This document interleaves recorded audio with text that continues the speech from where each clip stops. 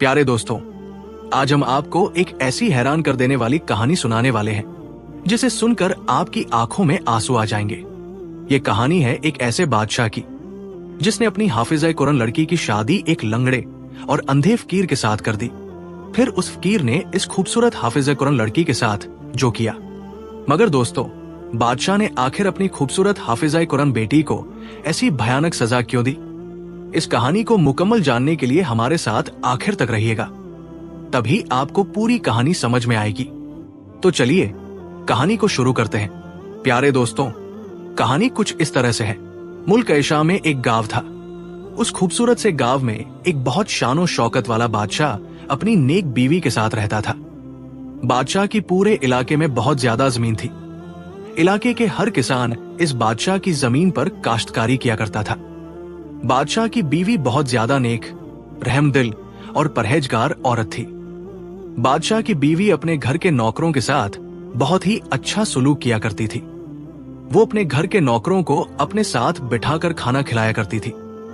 बादशाह की बीवी किसी को भी हकीर नहीं समझती थी, बल्कि सबको एक जैसा समझती थी। चाहे वो अदना सा नौकर क्यों न हो, सबके साथ प्यार से पेश आती थी। बादशाह के महल में एक बूढ़ी मुलाजिमा यानी बूढ़ी नौकरानी थी, जो कि काफी उम्र की हो चुकी थी। उसने सारी उम्र बादशाह के महल में मुलाजमत की थी। बादशाह के महल के हर छोटे बड़े अफराद और नौकर सब उन्हें अम्मा जैनब के नाम से बुलाते थे। बादशाह की बीवी ने कभी भी जैनब को घर की मुलाजिमा यानी नौकरानी नहीं समझा था। बादशाह की बीवी जैनब को हमेशा अपने घर की बड़ी खातून समझती थी। बादशाह की बीवी जैनब के साथ अपने दिल की हर बात कर लिया करती थी। एक दिन बादशाह की बीवी ने जैनब से कहा कि अम्मा जैनब, मेरे यहाँ जो भी बच्चा पैदा होने वाला है, मैं उसे हाफिज कुरान जरूर बनाऊंगी। ये मेरे दिल की बहुत बड़ी ख्वाहिश है कि मैं अपनी औलाद को हाफिज कुरान बनाऊं। फिर इसी तरह तेजी से वक्त गुजरता गया। पूरे गांव में बहुत खुशहाली थी। हर कोई बादशाह सलामत और उनकी नेक बीवी को दिल से दुआएं दे रहा था। बादशाह और उनकी बीवी में बहुत ज्यादा प्यार और मोहब्बत थी। अब बादशाह की बीवी को हामिला हुए 7 महीने हो चुके थे। अब सिर्फ बादशाह और पूरे इलाके के लोगों को बादशाह सलामत की आने वाली औलाद को देखने का बेसब्री से सब इंतजार कर रहे थे। इसी इंतजार में ऐसे ही उनकी जिंदगी हंसी खुशी से गुजर रही थी। फिर 2 महीने बाद एक दिन आया कि बादशाह की जिंदगी में अंधेरा सा छा गया। बादशाह की बीवी ने एक बेटी को जन्म दिया। जैसे ही उसने इस खूबसूरत बेटी को जन्म दिया, मगर बादशाह की बीवी खुद इस दुनिया को छोड़कर चली गई। लेकिन वो खुद तो इस दुनिया से चली गई, मगर बादशाह की बीवी की मौत ने बादशाह को सदमे में डाल दिया था। बादशाह की बीवी की मौत की खबर गांव के साथ साथ आसपास के हर इलाके में फैल चुकी थी। सबके दिलों में इस बात का बहुत सदमा लगा, मगर बादशाह के दिल में ये बात बैठ गई थी कि बेटी पैदा होते ही मेरी बीवी इस दुनिया से चली गई। अगर ये पैदा न होती तो आज मेरी बीवी मेरी आंखों के सामने होती। मेरी बेटी पैदा होते ही अपनी माँ को खा गई। बादशाह अपनी बीवी से बहुत मोहब्बत करता था। उससे अपनी बीवी का गम बर्दाश्त न हो रहा था। बादशाह अपनी बीवी के गम में पागल होता जा रहा था। बादशाह ने पहले दिन से अपनी बेटी की शक्ल नहीं देखी थी। वो दिल ही दिल में अपनी बेटी से नफरत करने लगा था। वो हमेशा अपनी बेटी को देखते ही एक ही जुमला कहता था कि लोगों के घरों में बेटी पैदा होती है, रहमत बनकर आती है, और मेरे घर में रहमत नहीं, ज़हमत पैदा हुई है, रमजली है। बादशाह की बीवी के इंतकाल के बाद बच्ची अम्मा जैनब के हवाले कर दी गई ताकि उसकी परवरिश हो सके। बादशाह की बीवी के इंतकाल के गम में इस मासूम सी बच्ची का नाम भी किसी ने नहीं रखा था। अम्मा जैनब प्यार से उसको गुलेराना कहकर बुलाती थी। बादशाह सलामत को लोगों ने बहुत समझाया कि जो होना था वो हो चुका। शायद आपका और आपकी बीवी का बस यही तक साथ था। बादशाह सलामत, फिर आप क्यों अपनी बेटी से नफरत करते हैं? महल के वजीर ने, नौकरों ने और इलाके के काबिल लोगों ने बादशाह को काफी तसल्ली दी कि आप ज्यादा टेंशन न लें। मगर उस वक्त बादशाह के दिमाग में कुछ भी ना आ रहा था। वो बस अपनी बेटी को उसकी बीवी की मौत की वजह बताता था। अब तो बादशाह सलामत अपनी बेटी से इस कदर नफरत करने लगा था कि जब भी अम्मा जैनब उसकी बेटी को सामने लाती तो वो मुंह फेर कर वहां से चला जाता। आहिस्ता आहिस्ता बादशाह गहरे सदमे में पहुंचता जा रहा था। बादशाह को अब उसका अपना महल, सल्तनत, जमीनें, किसी पर कोई ध्यान न था। नहीं वो किसी नौकर पर तवज्जो दे रहा था और नहीं वो अपनी बादशाहत को देख रहा था। जितने भी बादशाहों के साथ उसका लेन देन था, ये सब कुछ भूल बैठा था। बादशाह की इस हालत को देखकर सब लोगों को फिक्र होने लगी। नौकरानी अम्मा जैनब को बादशाह की इस हालत पर बहुत ज्यादा दुख हो रहा था। अम्मा जैनब ने बादशाह सलामत को बहुत ज्यादा समझाया कि बादशाह सलामत, अगर आप ऐसे ही करते रहे तो इतनी बड़ी जिम्मेदारी का क्या होगा? अगर आसपास के इलाके में लोगों को आपकी इस हालत का पता चलेगा तो लोग जरा भी देर नहीं लगाएंगे आपकी जमीन और आपकी जायदाद पर कब्जा करने के लिए, और आपकी ये शाही दरबार, ये महल, सब कुछ खराब हो जाएगा और आपकी तरक्की भी रुक जाएगी।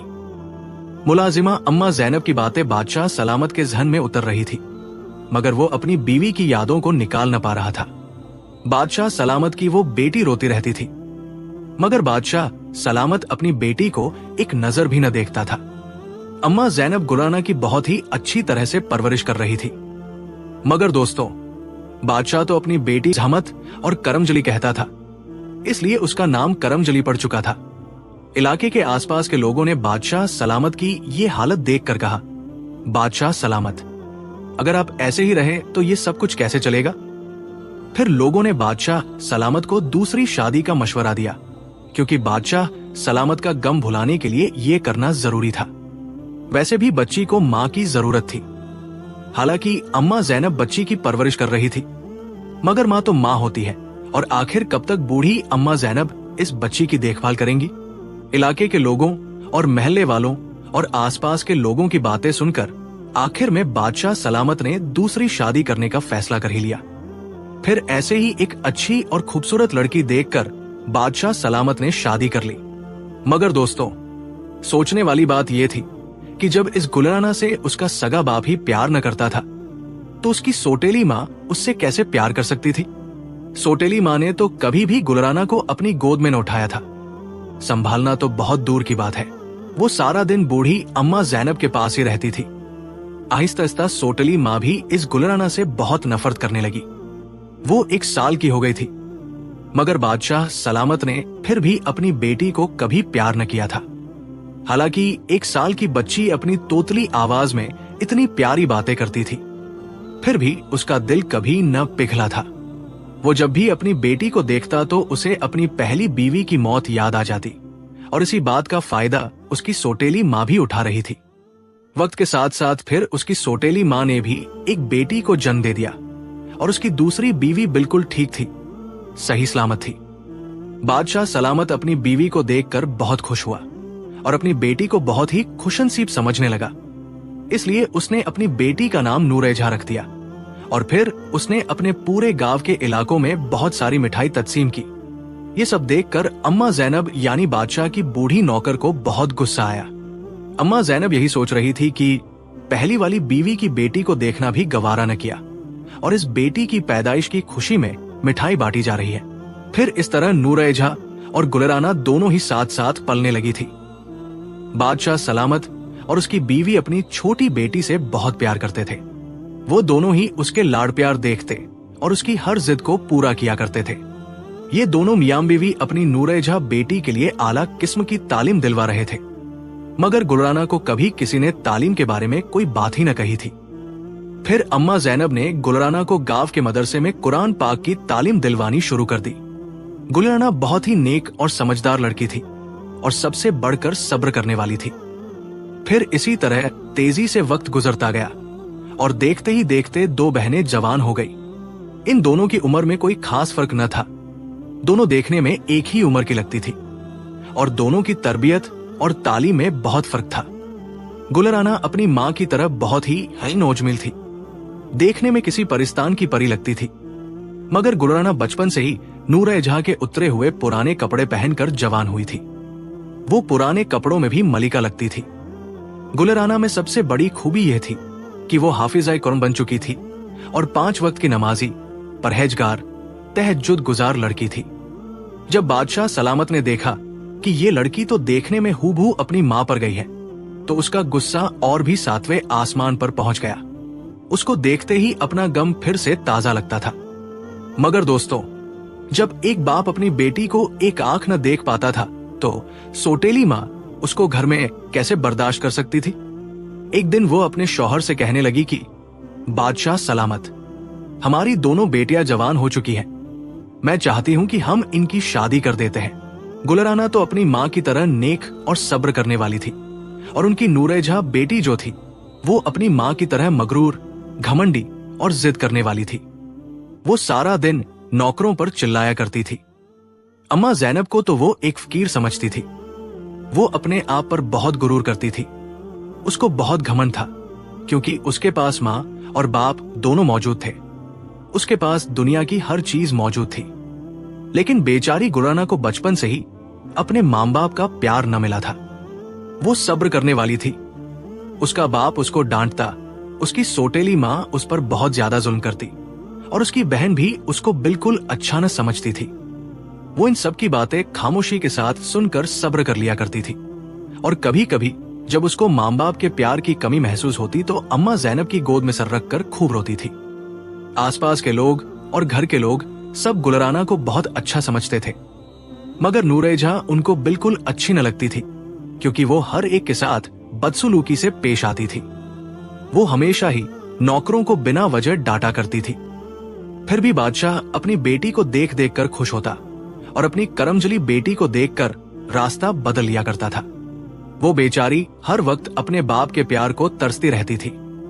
बादशाह सलामत ने अम्मा जैनब के साथ साथ महल के नौकरों को हुक्म दे रखा था कि जब भी मैं दरबार में दाखिल हूं तो मेरी करमजली बेटी मेरे सामने कभी ना आए। इसीलिए अम्मा जैनब ज्यादा वक्त गुलराना को कमरे में अपने पास रखती थी। बादशाह तो जल्दी अपनी करमजली बेटी की शादी करना चाहता था, ताकि इस करमजली से उसकी जान छूट सके। बादशाह की बीवी अपने शौहर से कहने लगी कि बादशाह सलामत, अब हमें दोनों बेटियों की शादी कर देनी चाहिए। बादशाह कहने लगा, हाँ तुम ठीक कहती हो, हम इसकी शादी कर देते हैं ताकि इस करमजली का साया हमारे घर से खत्म हो सके। बादशाह पता नहीं अपनी बेटी से इतनी नफरत क्यों करता था। अगर उसकी माँ इतनी नफरत करती तो कुछ समझ में आता, क्योंकि उसकी माँ तो फिर भी सोटेली माँ थी। मगर बादशाह सलामत घर के सारे काम नौकरों के होने के बावजूद इस करमजली से करवाता था। वो तो चाहती थी कि उसकी करमजली बेटी हमेशा ही दुखी रहे, उसको कोई सुख नसीब न हो। इसीलिए तो बादशाह की बीवी बादशाह से कहने लगी, क्यों ना हम पहले इस करमजली की शादी कर दें, ताकि इसका साया हमारी बेटी की शादी पर न पड़े। हम अपनी बेटी की शादी बाद में धूमधाम से करेंगे, ताकि मेरी बेटी की खुशियों को किसी की नजर न लगे। इस तरह इस करमजली का साया मेरी बेटी की शादी पर नहीं पड़ेगा। उसकी सोटेली माँ कहने लगी, बादशाह सलामत, आपकी बेटी करमजली के लिए कोई अंधा लंगड़ा ढूंढ लीजिए। अगर इसके लिए कोई अच्छा खासा लड़का तलाश किया तो ये करमजली उसके घर को भी खा जाएगी और अपना साया उस लड़के पर डालकर उसको भी तबाह बर्बाद कर देगी। इसलिए आप मेरी बात मानिए तो किसी अंधे लंगड़े को तलाश करें। किसी अच्छे भले शख्स की जिंदगी बर्बाद न कीजिए। आप तो जानते हैं ये जिस घर में भी जाएगी अपनी माँ की तरह उस घर का भी बेड़ा गर्क कर देगी। यहाँ इसने पैदा होते ही अपनी माँ को खाया है, तो जब ये अगले घर में कदम रखेगी तो पता नहीं ये किस किस को खाएगी। फिर इसकी वजह से हम लोगों को इसके ससुराल से पता नहीं क्या क्या सुनने को मिलेगा। बादशाह सलामत बीवी की बातें सुनकर कहने लगे कि तुम बिल्कुल ठीक कह रही हो, हम ऐसे ही करेंगे। फिर बादशाह सलामत ने अपने बड़े नौकरों और वजीर को बुलाकर सबसे कहने लगे कि मेरी करमजली बेटी के लिए कोई अंधा लंगड़ा लड़का तलाश करो, जिस लड़के का कोई खानदान न हो और वो बिल्कुल लावारिस हो। वे नौकर और वजीर अपने बादशाह सलामत की बातें सुनकर ऐसे ही लड़के की तलाश में निकल पड़े। वे नौकर 2 आदमी थे और दोनों ही दूसरे इलाके में जाकर ऐसे लड़के को तलाश करने लगे। उन्होंने लोगों से भी ऐसे लड़के के बारे में पूछा, मगर उन्हें ऐसा कोई भी लड़का न मिला था। फिर वे चलते चलते दूसरे गांव में चले गए। वहां पर उन्होंने देखा कि एक बूढ़िया फकीर फटे पुराने कपड़े पहने अपने अंधे बेटे के साथ बैठी हुई है। अपने आगे एक कटोरा रखा हुआ है और घर के नाम पर एक टूटी फूटी झोंपड़ी है। बादशाह के नौकरों ने उस बूढ़िया को देखकर खुश हुए और उसके पास जाकर कहने लगे, अम्मा, तुम्हारे बेटे के लिए हम रिश्ता लेकर आए हैं। तो वो फकीर बूढ़िया उनसे कहने लगी, बेटा, क्यों मुझसे मजाक कर रहे हो? पहले ही हम माम बेटा दिन भर के भूखे हैं। हमें सुबह से किसी ने भीख में 1 रुपया तक न दिया। ऊपर से तुम दोनों मुझ फकीर का क्यों मजाक बना रहे हो? भला मेरे अंधे बेटे से कौन शादी करेगा? बादशाह का एक नौकर कहने लगा। अम्मा, हम मजाक नहीं कर रहे। हम पास वाले इलाके के बादशाह के नौकर हैं और बादशाह सलामत की बड़ी बेटी का रिश्ता आपके बेटे के लिए लेकर आए हैं। वो फकीर बुढ़िया तो पहले जोर जोर से हंसने लगी कि आप हमसे मजाक न करें। फिर नौकरों ने काफी देर तक इसरार करने के बाद वो फकीर बुढ़िया मान गई और अपने बेटे को देखकर खुश हुई। उनसे कहने लगी, ठीक है, अगर आप लोग मेरे बेटे का रिश्ता लेकर आए हैं तो मुझे इस पर कोई एतराज नहीं, क्योंकि वो फकीर बुढ़िया ये सोच रही थी कि चलो मेरे बेटे की शादी भी हो जाएगी और वैसे भी मुझ जैसे फकीर का रिश्ता एक अमीर खानदान के साथ जुड़ जाएगा। वे दोनों नौकर खुश होकर बादशाह सलामत के पास गए और उनको जाकर सारी बात बता दी कि जिस लड़के की आपको तलाश थी, बिल्कुल वैसा लड़का हमें दूसरे गांव से मिल गया है और हम लोग आपकी बेटी का रिश्ता उसके साथ तय करके आ चुके हैं। ये सुनकर उसकी सोटेली माँ बहुत खुश हुई और कहने लगी, चलो अब ठीक है, इस करमजली के लिए हमें ऐसे ही रिश्ते की तलाश थी, आज वो खत्म हो गई। फिर बादशाह सलामत चंद दिनों में अपनी बेटी का निकाह उस अंधे फकीर से करने का फैसला किया। निकाह वाले दिन फकीर बुढ़िया अपने बेटे का हाथ पकड़कर बादशाह सलामत के घर ले आई। इन दोनों माम बेटे ने फटे और पुराने कपड़े पहने हुए थे। अम्मा जैनब ने गुलराना को अपनी हैसियत के मुताबिक उसको दुल्हन बनाया। वो दुल्हन के रूप में बिल्कुल परियों जैसी लग रही थी। फकीर बुढ़िया अपनी बहू को देखकर हैरान रह गई कि ये तो बहुत ही खूबसूरत शहजादी की तरह है। मैं तो सोच रही थी कि बादशाह सलामत की बेटी काली होगी या फिर नालायक होगी, तभी तो हम जैसे लोगों से रिश्ता करा रहे हैं। इसीलिए तो उन्होंने मेरे अंधे बेटे से निकाह करने का फैसला किया है। मगर इस लड़की में तो किसी चीज की कोई कमी नहीं। उसकी सोटेली माँ ने इन दोनों माम बेटे को रात का बचा हुआ खाना खिलाया।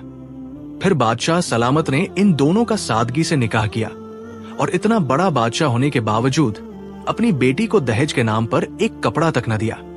फिर वो बुढ़िया अपने बेटे का हाथ पकड़े और अपनी बहू को साथ लेकर अपने गांव में एक टूटी फूटी झोंपड़ी में दाखिल हो गई। गुलराना झोंपड़ी को देखकर हैरान हुई, क्योंकि वो अपने बाप के घर में अपनी बहन की तरह बहुत बड़े कमरे में न रहती थी, मगर अम्मा जैनब के साथ एक बहुत अच्छे साफ सुथरे बिस्तर पर सोती थी। वो दिल ही दिल में अपने बाप के बारे में सोच रही थी, आखिर मेरे बाप ने मुझसे बदला ले ही लिया। मेरा निकाह एक अंधे शख्स से करवा कर ये टूटी फूटी झोंपड़ी में भेज दिया। कोई भी बाप अपनी औलाद से कितना भी नाराज क्यों न हो जाए, मगर इस कदर जुल्म कोई नहीं करता जिस तरह जालिम बाप ने मेरे साथ जुल्म किया है। मगर इस पर भी गुलराना अल्लाह का लाख लाख शुक्र अदा कर रही थी। इस झोंपड़ी में सोने के लिए तो दूर की बात थी, बैठने के लिए कोई ढंग की चीज न थी। एक टूटी हुई बेंच पड़ी हुई थी जिस पर सिर्फ 2 आदमी बैठ सकते थे और सोने के लिए सूखी घास का बिस्तर बनाया हुआ था और उस पर एक फटा हुआ कपड़ा बिछाया हुआ था। वो इस झोंपड़ी में आकर उसने वजू किया और नमाज पढ़ने लगी। नमाज पढ़ने के बाद वो हाथ उठाकर दुआ करने लगी कि या अल्लाह, जिसके साथ मेरा निकाह हुआ है वो तो आंखों से अंधा है, चाहे मुझे कैसा भी मिल जाता, मगर मेरा जिंदगी साथी तो मुझे अच्छा मिलना चाहिए था।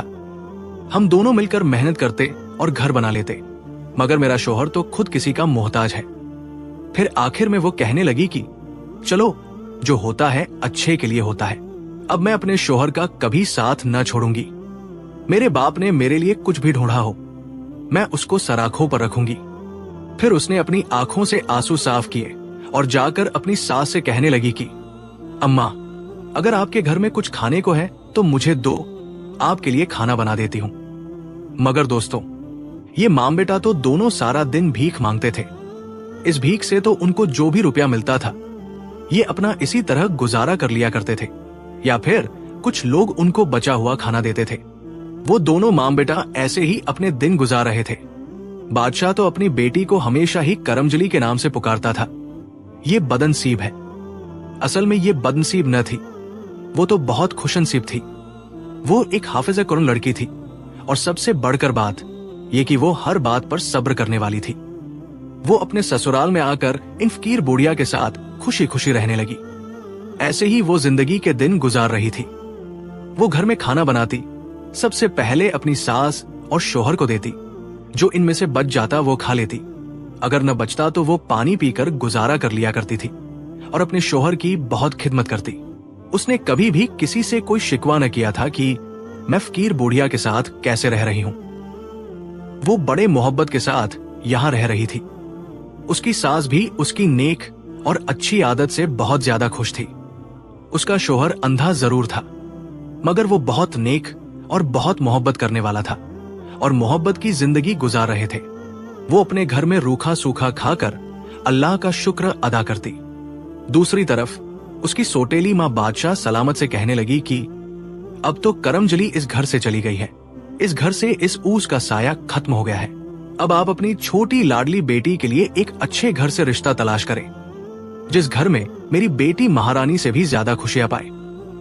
बादशाह ने भी अब देर न की और अपनी बेटी के लिए खुद रिश्ता तलाश करने लगा।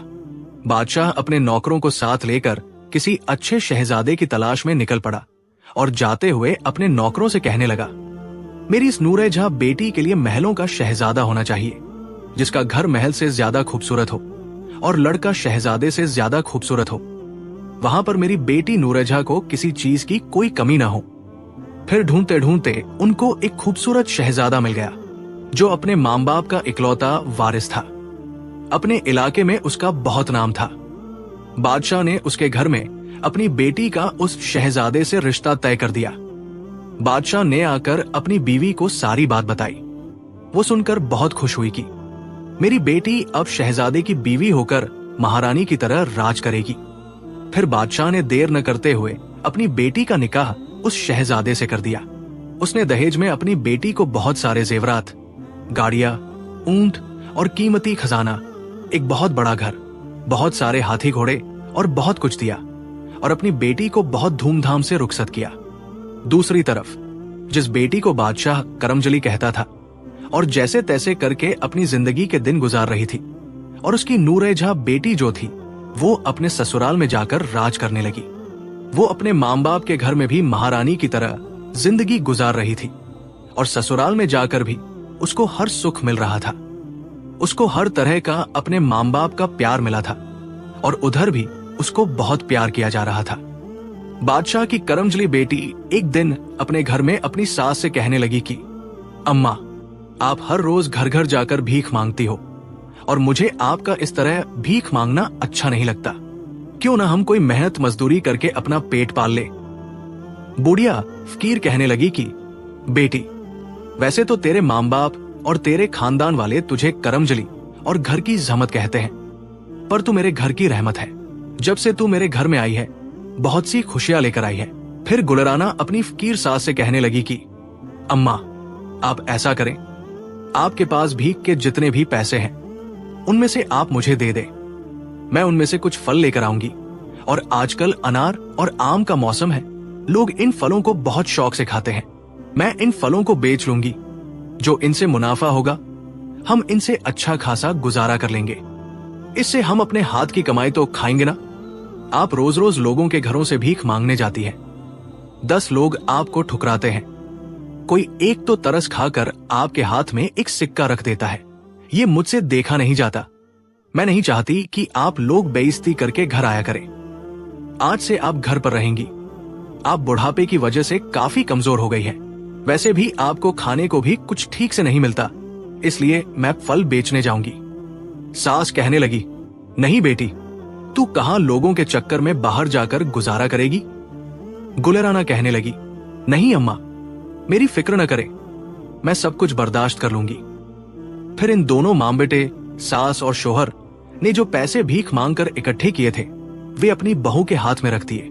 बहू ने वे पैसे लिए और घर में से एक बांस की टोकरी ली और मंडी से जाकर अनार और आम लेकर रास्ते में बैठ गई, जहां पर लोगों का ज्यादा आना जाना था। लोगों को उसके फल बहुत ज्यादा पसंद आने लगे। बहुत से लोगों ने गुलराना के अनार और आम खरीद लिए। अब सिर्फ 2 आम और 2 अनार बाकी रह गए थे। थोड़ी देर बाद दूर से आते हुए एक अल्लाह वाले बुजुर्ग और उनके साथ एक बूढ़ी आ रही थी। देखने में काफी कमजोर लग रही थी और अपने हाथ में लाठी पकड़कर चल रही थी। उन अल्लाह वाले बुजुर्ग के चेहरे पर काफी ज्यादा नूर था।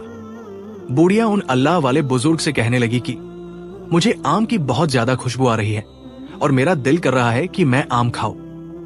वे थोड़ा सा आगे गए तो उनको एक लड़की जो अनार और आम बेचते हुए दिखाई दी।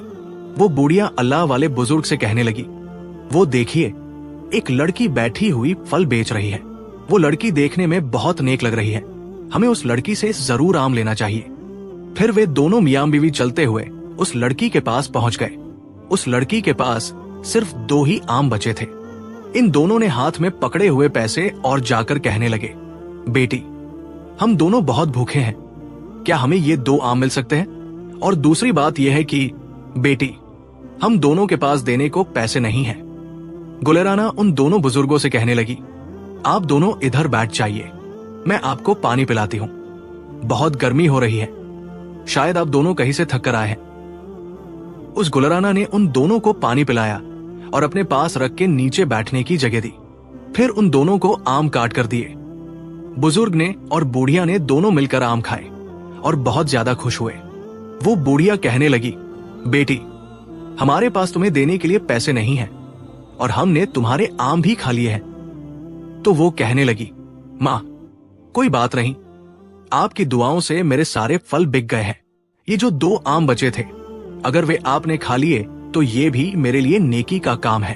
आप तो बूढ़ी माँ है, मेरी तो कोई माँ नहीं, और बाप होते हुए भी उसने कभी मेरे सर पर शफकत से हाथ नहीं रखा। आप दोनों ने मुझे इतने प्यार से बेटी कहा, मेरे तो कान ही तरस गए थे कि मेरा बाप मुझे कभी बेटी कहकर न पुकारा है। वो बूढ़ी माँ बैठी हुई कहने लगी, बेटी, मैं दूर से चलकर आई हूं, मैं बहुत कमजोर सी हूं, तुम थोड़ी देर मेरे पांव दबा दो। वो बूढ़िया पेड़ के साथ टेक लगाए हुए बैठी हुई थी तो वो गुलेराना उसके पांव दबा रही थी। ऊपर से ठंडी हवा चल रही थी। वो आंखें बंद करके वहीं सो गई। वो अल्लाह वाले बुजुर्ग भी उस पेड़ के नीचे बैठकर अल्लाह की इबादत करने लगे। जब उस बूढ़िया की आंख खुली तो वो कहने लगी, बेटी, तुमने तो हमारी बहुत ज्यादा खिदमत की है, तुम्हें देने के लिए मेरे पास कुछ भी नहीं है। वो कहने लगी, अम्मा, कोई बात नहीं, मुझे आपकी खिदमत करके बहुत सुकून मिला है। मुझे ऐसा लग रहा है कि जैसे मैं अपनी माँ की खिदमत कर रही हूं। मैंने तो कभी माँ का प्यार देखा ही नहीं है। अगर मेरी माँ जिंदा होती तो वो यकीनन आपकी तरह होती। फिर वो बुढ़िया उन अल्लाह वाले बुजुर्ग से कहने लगी, अगर आपके झोले में कोई चीज है तो इस बेचारी को दे दीजिए, ये बहुत ही गरीब है। इसके सगे बाप ने भी इसके साथ बहुत बुरा सुलूक किया है। वे अल्लाह वाले बुजुर्ग अपनी बीवी से कहने लगे, मेरी झोली में तो इस वक्त चंद कंकर पड़े हुए हैं, इन कंकरों से इस बेचारी का क्या भला हो सकता है? वो बूढ़िया कहने लगी, आप तो बहुत नेक बुजुर्ग हैं, हर वक्त अल्लाह की इबादत में मशगूल रहते हैं। अगर आप किसी को दिल से दुआ दे दे तो इससे बढ़कर और क्या हो सकता है? फिर उन अल्लाह वाले बुजुर्ग ने वे कंकर उस लड़की को देते हुए बहुत सी दुआएं दी। गुलेराना ने वे कंकर अपने दुपट्टे के पल्लू से बांध लिए और शाम को घर जाकर वो अपनी बूढ़ी सास से और अंधे शोहर से कहने लगी कि आज मुझे एक बहुत ही नेक अल्लाह वाले बुजुर्ग और उनकी बीवी मिले थे। जब मैंने उनकी खिदमत की तो मुझे बहुत अच्छा लगा और बदले में उन्होंने मुझे कुछ कंकर दिए हैं क्योंकि उनके पास पैसे नहीं थे। वे देखने में बहुत ही नेक और पहुंचे हुए बुजुर्ग लगते थे, इसलिए मैं उनके दिए हुए कंकर बहुत संभाल कर घर ले आई हूं और आज मेरे सारे अनार और आम बिक चुके हैं। ये रही आज की मेरी पहली कमाई। अब आप दोनों को कहीं जाने की जरूरत नहीं। आज के बाद हम सब इज्जत की जिंदगी गुजारेंगे। उसकी सास अपनी बहू से कहने लगी, बेटी, मैं तेरे जैसी बहू पाकर अपने आप को बहुत खुशनसीब समझने लगी हूं। मैं तो समझती थी कि मेरे बेटे की कभी शादी ही न होगी। मुझे क्या पता था कि मेरे बेटे की किस्मत में इतनी अच्छी और नेक बीवी लिखी होगी। ये तो अल्लाह का लाख लाख शुक्र है कि अल्लाह ने मेरे बेटे की किस्मत में तुमको लिख दिया, वरना मेरा बेटा मेरे मरने के बाद लोगों की ठोकरें खाता फिरता। वो कहने लगी, अम्मा, अब मैं इन कंकरों का क्या करूं? अल्लाह वाले बुजुर्ग ने ये कंकर मुझे प्यार से दिए थे। उसकी सास कहने लगी, बेटी, अपने शोहर से पूछ लो कि तुम्हें इन कंकरों का क्या करना है। जब उसने अपने शोहर से पूछा तो वो कहने लगा, तुम इन कंकरों को अपनी झोंपड़ी के चारों कोनों में रख दो। क्या पता वे अल्लाह के चुने हुए खास बंदों में से हों और ऐसे बुजुर्ग के हाथों से भी मिल जाए तो रख लेनी चाहिए। फिर उस गुलराना ने ऐसे ही किया। इन कंकरों को अपनी टूटी फूटी झोंपड़ी के चारों कोनों में रख दिया और कुछ कंकर उसने अपने संदूक में रख दिए। फिर रात को उसने खाना बनाया और सबको खाना दिया और इशा की नमाज पढ़कर सो गई। जब वो फजर की नमाज पढ़कर उठी तो क्या देखती है कि उसकी झोंपड़ी की जगह एक खूबसूरत महलनुमा घर बन चुका था। उसके चारों कोनों में हीरे मोती चमक रहे थे और बहुत ही आला किस्म के खाने बने हुए थे। फिर वो दौड़कर अपनी सोई हुई सास के पास जाती है, उनको जगाकर कहती है, माँ जी देखिए ये कौन सा जादू चल गया, ऐसा क्या मोजिजा हो गया है। उसकी सास उठी, उसने देखा कि ये तो एक खूबसूरत घर है, तो उठकर कहने लगी, बेटी क्या हम तेरे बाप के घर आ गए हैं? क्या ये तेरा मायका है? तेरे बाप ने तो कभी तेरी तरफ मुंह करके भी न देखा। मैं तो सोई हुई थी, तेरे बाप ने ये सब कुछ कैसे किया? गुलराना कहने लगी, नहीं माँ जी, ये मेरे बाप का घर नहीं है, ये तो हमारा घर है, ये तो सब अल्लाह ने हमें दिया है। मुझे लगता है वे अल्लाह वाले बुजुर्ग वाकई में एक बहुत पहुंची हुई हस्ती है। अब वो दिल ही दिल में पछता रही थी कि वे अल्लाह के वली को क्यों न पहचान पाई। इतने में उसके शोहर की भी आंख खुल जाती है और वो उठकर इनके पास आता है और आकर अपनी माँ से कहता है, माँ देखिए मैं अपनी आंखों से देख रहा हूं, अब तो मुझे सब कुछ दिखाई दे रहा है, मेरी आंखें बिल्कुल ठीक हो गई हैं, अब मैं अंधा नहीं रहा। ये देखकर गुलराना की आंखों में आंसू आ गए और उसी वक्त जमीन पर सजदारज हो गई और अल्लाह का लाख लाख शुक्र अदा करने लगी कि उसका शोहर बिल्कुल ठीक हो गया है। ये खुशी तो उसके लिए बहुत मायने रखती थी। इतनी खुशी तो उसको दौलत पाकर भी न हुई थी जितनी उसके शोहर की आंखें ठीक हो जाने से हुई थी। अब उसका शोहर बिल्कुल शहजादे की तरह लग रहा था। वो कहने लगी कि अल्लाह ताला ने हम पर अपना करम कर दिया, क्यों न हम अब इस खुशी के लिए अपने घर में कुरान ख्वानी करवाते हैं और गरीब बच्चों में खाना तकसीम करते हैं और गांव के लोगों को भी हम खाना खिलाएंगे। उसकी सास कहने लगी, बेटी तुम तो मेरे घर की रहमत हो, जो करना चाहती हो करो, अब नेक काम में देर कैसी, मैं तुम्हें काम करने के लिए क्यों मना करूंगी। फिर गुलराना ने पूरे गांव में पैगाम दिया कि हमारे घर में कुरान ख्वानी है, आप सब लोगों को आना होगा। फिर उसने अपने माँ बाप और अपनी बहन को भी इसके लिए पैगाम दिया। ऐसा पैगाम देखकर तो उसकी सोटेली माँ कहने लगी, हम तो जरूर जाएंगे इस करमजली का तमाशा देखने के लिए। प्यारे दोस्तों, हालांकि इन दोनों मियां बीवी की हालत दिन ब दिन खराब होती जा रही थी। उनके जिस्म ऐसा हो चुका था जैसे कि जख्मों से चूर हो चुका हो। उन्हें कोढ़ की बीमारी लग चुकी थी। दिन ब दिन उनकी हालत खराब होती जा रही थी। वे अपनी हालत देखकर भी अल्लाह से माफी न मांग रहे थे, फिर भी अपनी बेटी का तमाशा देखने के लिए आ रहे थे। जब वे दोनों मियां बीवी अपनी बेटी करमजली के घर जाते हैं तो देखकर हैरान रह गए कि उनके सगे बाप तो सर शर्म से नीचे झुका चुका था।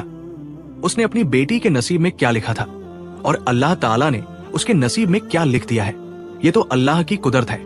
उसका बाप सोचने लगा, मेरे चाहने से क्या होता है, उसका नसीब तो उस अल्लाह ने लिखा है। अब उसके बाप को अपने आप पर बहुत अफसोस हो रहा था। उसने अपनी बेटी को तो कुछ भी न दिया था और जानबूझकर उसने अपनी खूबसूरत बेटी का एक अंधे भिखारी के साथ निकाह कर दिया था। वो अपनी आंखों में आंसू लिए यही सोच रहा था कि अगर मेरी पहली बीवी इस दुनिया से चली गई थी तो इसमें इस मासूम का क्या कसूर था। मैंने सारी उम्र अपनी बेटी को करमजली समझा। इस गुनाह की वजह से अल्लाह ताला ने मुझे और मेरी बीवी को इस कोढ़ जैसी बीमारी में मुब्तला कर दिया है। लाखों इलाज कराने के बावजूद भी इन दोनों मियां बीवी को कोई फर्क न था। अब तो बादशाह सलामत अपनी जमीनों पर भी तवज्जो न दे रहा था, इसलिए वे आहिस्ता आहिस्ता गरीबी की हालत में आ रहा था, क्योंकि बादशाह अपनी जमीन पर कोई तवज्जो न दे रहा था। अब तो उसका बाप सिर्फ नाम का बादशाह रह गया था। जब उसकी बहन नूरे जहां गुलराना के घर गई, गुलराना का तमाशा देखने आई तो क्योंकि ये पहले ही मगरूर और घमंडी लड़की थी, ये उसको शुरू से ही अपनी बहन गुलराना को ताने मारती थी। अब अपनी बहन गुलराना की शानो शौकत देखकर उसकी आंखें फटी की फटी रह गई। सोचने लगी, मेरा तो शोहर किसी शहजादे से कम नहीं है, उसके तो बहुत सारे बंगले हैं, मगर ये करमजली तो मुझसे आगे निकल गई। वो तो अपनी बहन को भिखारी के रूप में देखने आई थी, अब उसका ये रूप देखकर उससे बर्दाश्त न हो रहा था। फिर आखिरकार अपनी बहन के पास जाकर पूछने लगी कि ए मेरी प्यारी बहन, मुझे ये बताओ कि ये सब कुछ तुम्हारे साथ कैसे हुआ। तुम्हारी सास तो भीख मांगती थी और तुम्हारा शोहर तो अंधा और लंगड़ा था, अब तुम बिल्कुल शहजादियों की तरह हो गई हो। फिर उस गुलराना ने अपनी बहन नूरेजहा को सब कुछ बता दिया। उसकी बहन नूरेजहा ये सब सुनकर और भी बौखला गई और शहजादे की बीवी होने के बावजूद उसके दिल में लालच आ गया और अपनी बहन को नीचा दिखाने के लिए चाहती थी कि मेरी बहन करमजली मुझसे ऊपर कभी ना पहुंच सके। ऊपर नीचे करने वाला तो अल्लाह ताला है। कब किसी को अल्लाह अमीर कर दे, कब किसी को गरीब कर दे, अमीर को गरीब और गरीब को अमीर बना दे, ये कोई नहीं जानता। गुलराना ने ये अपनी बहन नूरैजा को बताया कि उसने आम और अनार बेचने के लिए लगाए थे तो एक नूरानी चेहरे वाले बुजुर्ग और एक बुढ़िया आई थी, तो मैंने उनको आम खिलाए थे और उन्होंने मुझे बहुत सारी दुआएं दी थी। ये उन्हीं का सब कुछ नतीजा है। नूरैजा ये सब सुनकर अपने घर में गई और घर जाकर अपने शोहर से कहने लगी कि मैं भी बाहर जाकर आम और अनार बेचा करूंगी। मेरे पास भी वे बुजुर्ग और बुढ़िया आएंगे तो मुझे कुछ दुआएं देंगे तो मैं अपनी बहन से बहुत ज्यादा अमीर हो जाऊंगी। उसका शोहर कहने लगा, देखो हमारे पास किसी चीज की कोई कमी नहीं है। तुम्हारी बहन तो बहुत गरीब थी और वैसे भी वो बहुत नेक और परहेजगार और हाफिज़े कुरान लड़की थी, इसलिए अल्लाह ताला ने उस पर अपना खास करम किया है। तुम क्यों अपनी बहन की खुशी से जल रही हो? तुम्हें किस चीज की कमी है? मगर नूरैजा अपने शोहर की एक बात न सुनी। वो कहने लगी, नहीं, मुझे फल बेचने जाना है। उसके शोहर ने कहा, ठीक है, अगर तुम मेरी बात नहीं मानती तो जाओ, चली जाओ। फिर उसने अपने नौकर से आम और अनार मंगवाए और वो उन्हें लेकर रास्ते में एक पेड़ के नीचे बैठ गई। आम और अनार बहुत ही खूबसूरत और ताजा थे। इत्तेफाक से उस दिन भी वे बुजुर्ग फटे पुराने कपड़े पहने उसके पास आ गए और कहने लगे, बेटी, मेरा आम खाने को दिल कर रहा है। अभी तक उसका कोई भी आम या अनार न बिका था।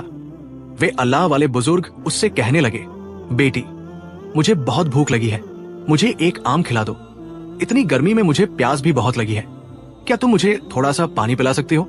मेरा गर्मी की वजह से बहुत दिल घबरा रहा है। नूरैजा उस बुजुर्ग की हालत को देखकर कहने लगी, अरे जाओ, हटो यहां से, कहां से मुंह उठाकर आ जाते हो? सुबह से अभी तक मेरा कोई भी फल न बिका, पता नहीं कहां से भिखारी आ गया है मांगने के लिए। जब अल्लाह वाले बुजुर्ग ने अनार उठाना चाहा तो नूरैजा एक डंडा लेकर कहने लगी, अरे जाओ यहां से, तुम कितने गंदे हो, तुम्हारे हाथ भी कितने मैले हैं, तुम मेरे फलों को गंदा कर रहे हो।